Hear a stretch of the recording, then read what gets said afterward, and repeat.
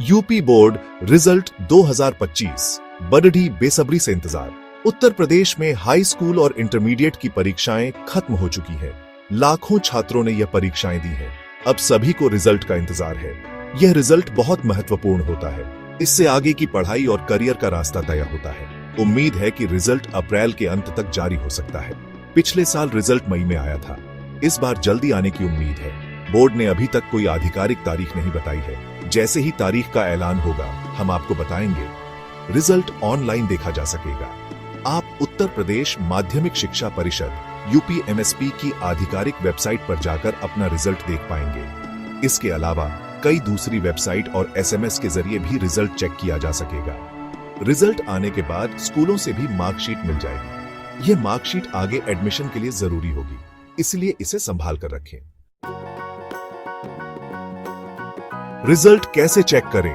आसान तरीका। रिजल्ट देखने के लिए आपको कुछ आसान से स्टेप्स फॉलो करने होंगे। सबसे पहले यूपी बोर्ड की आधिकारिक वेबसाइट पर जाएं।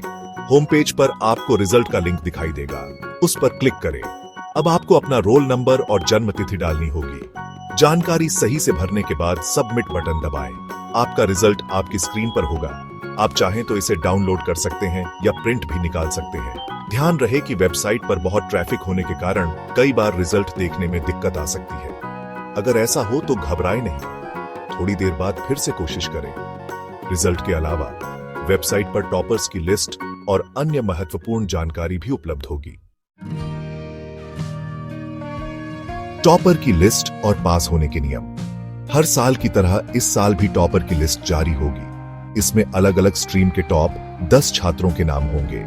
यह लिस्ट देखने से आपको यह समझने में मदद मिलेगी कि परीक्षा में कैसा प्रदर्शन रहा। पास होने के लिए आपको हर विषय में कम से कम 33% अंक लाने होते हैं।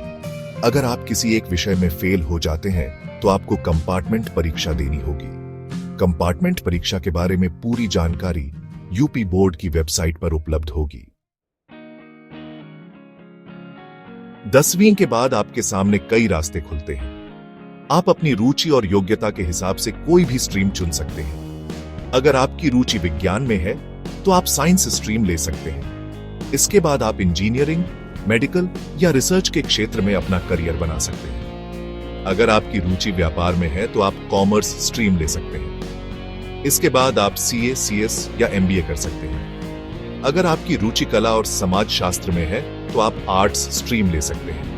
इसके बाद आप यूपीएससी, पीसीएस या अन्य सरकारी नौकरियों की तैयारी कर सकते हैं। ध्यान रहे कि स्ट्रीम चुनते समय सिर्फ अपने मन की सुने। 12वीं के बाद आप ग्रेजुएशन की पढ़ाई कर सकते हैं। आप अपनी स्ट्रीम के हिसाब से बीए, बीएससी, बीकॉम या कोई अन्य कोर्स चुन सकते हैं। ग्रेजुएशन के बाद आप पोस्ट ग्रेजुएशन और फिर पीएचडी भी कर सकते हैं। अगर आप नौकरी करना चाहते हैं तो आप सरकारी या प्राइवेट सेक्टर में नौकरी ढूंढ सकते हैं। आजकल कई नए करियर विकल्प भी सामने आ रहे हैं। आप अपनी रुचि के हिसाब से कोई भी क्षेत्र चुन सकते हैं। अगर आपका रिजल्ट उम्मीद के मुताबिक नहीं आता है तो निराश होने की जरूरत नहीं है।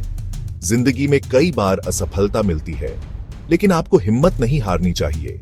आप चाहें तो दोबारा परीक्षा दे सकते हैं। आप अपनी गलतियों से सीखकर बेहतर तैयारी कर सकते हैं। याद रखें कि रिजल्ट ही सब कुछ नहीं होता है। जिंदगी में सफल होने के लिए कड़ी मेहनत और लगन की जरूरत होती है। अपने लक्ष्य पर ध्यान केंद्रित रखें और कड़ी मेहनत करते रहें। सफलता जरूर मिलेगी।